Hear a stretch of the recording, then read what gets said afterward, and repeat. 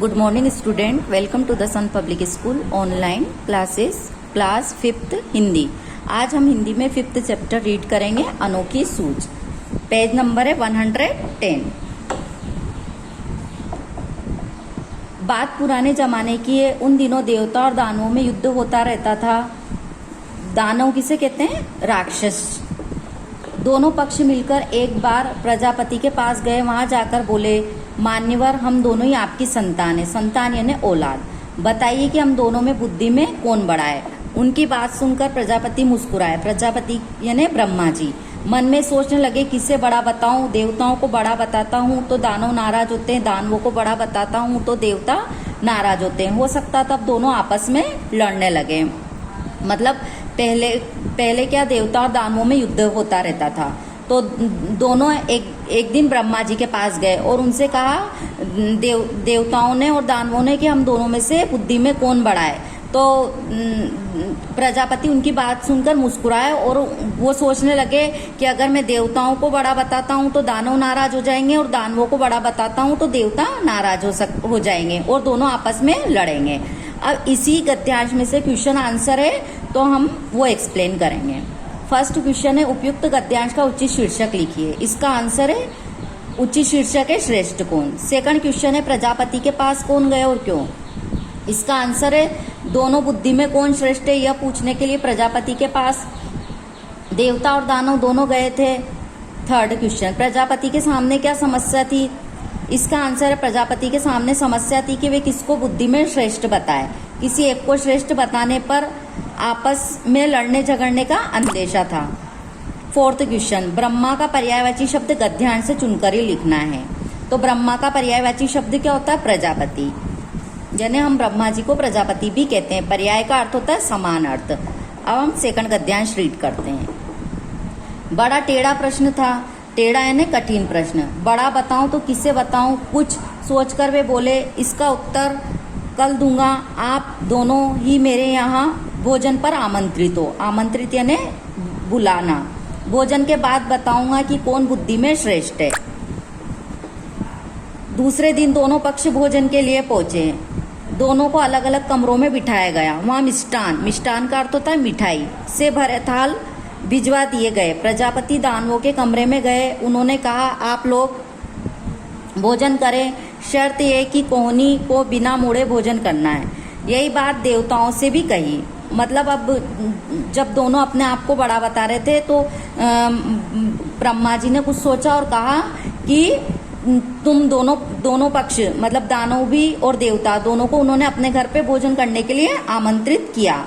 और जब वो दोनों पक्ष भोजन के लिए पहुंचे तो दोनों को ब्रह्मा जी ने अलग अलग कमरे में बिठाया और उनके वहां पे मिठाई के थाल भिजवा दिए। लेकिन प्रजापति ने शर्त ये रखी कि भोजन करोगे तो वो बिना कोहनी मोड़े भोजन करना है। मतलब भोजन करते समय कोहनी नहीं मोड़नी है।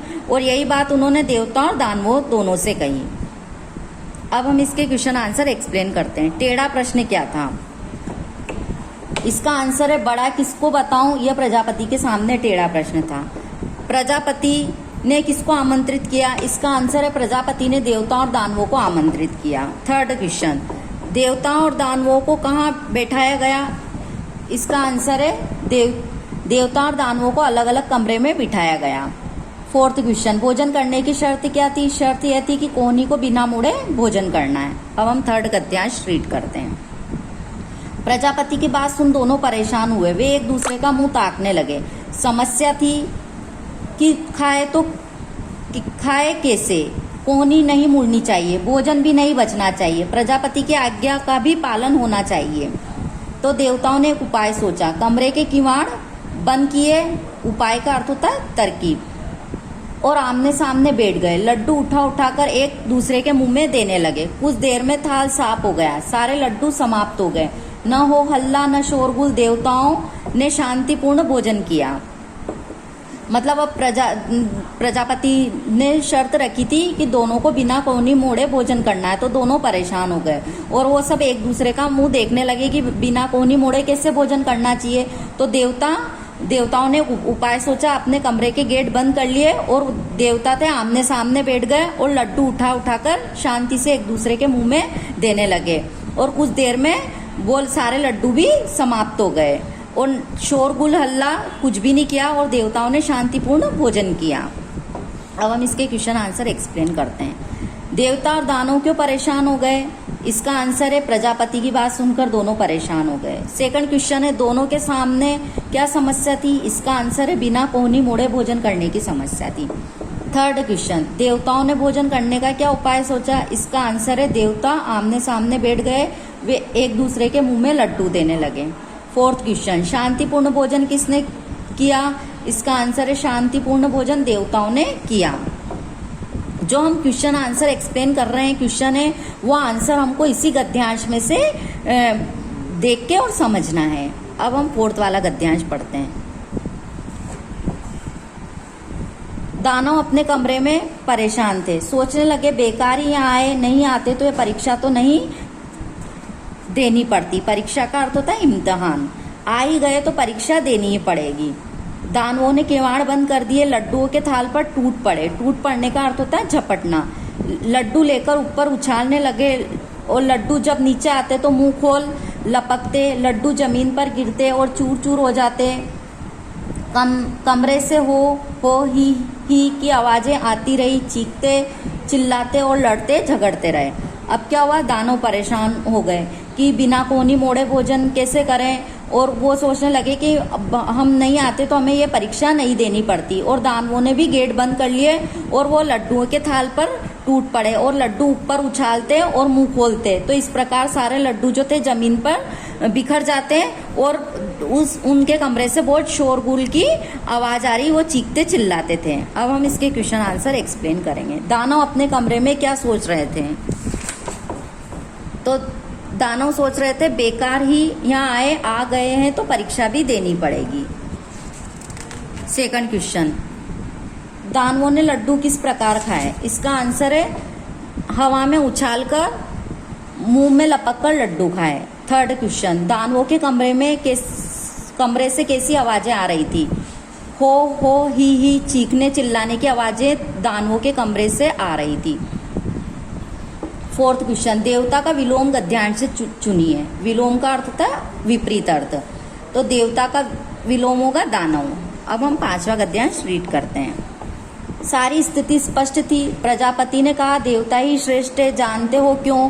इसलिए कि इन्होंने सहकार का अर्थ होता है सहयोग की भावना से काम लिया, खुद भी खाओ और दूसरों को भी खिलाओ, जियो और जीने दो, यह थी इनकी विशेषता। इन्होंने बुद्धि से काम लिया, सूझबूझ दिखाई। सूझबूझ का अर्थ होता है चतुराई।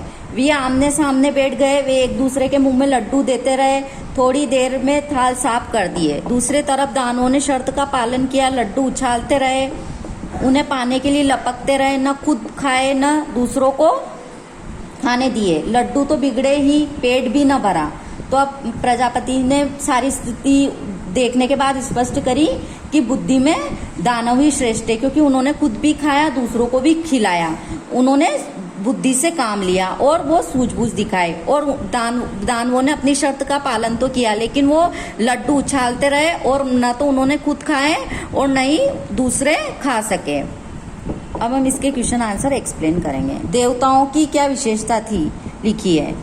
इसका आंसर है देवताओं की विशेषता थी जियो और जीने दो। सेकंड क्वेश्चन देवताओं ने भोजन किस प्रकार किया। इसका आंसर है देवता आमने सामने बैठ गए, एक दूसरे के मुंह में लड्डू देते रहे, इस प्रकार सहकार व सूझबूझ से उन्होंने भोजन किया। थर्ड क्वेश्चन प्रजापति के अनुसार बुद्धि में कौन श्रेष्ठ थे। प्रजापति के अनुसार देवता बुद्धि में श्रेष्ठ थे। फोर्थ क्वेश्चन ये आमने सामने बैठ गए वाक्य में सर्वनाम शब्द छांटिए। तो सर्वनाम शब्द क्या है? ये। अब हमने ये चैप्टर पूरा रीड कर लिया है। Thank you.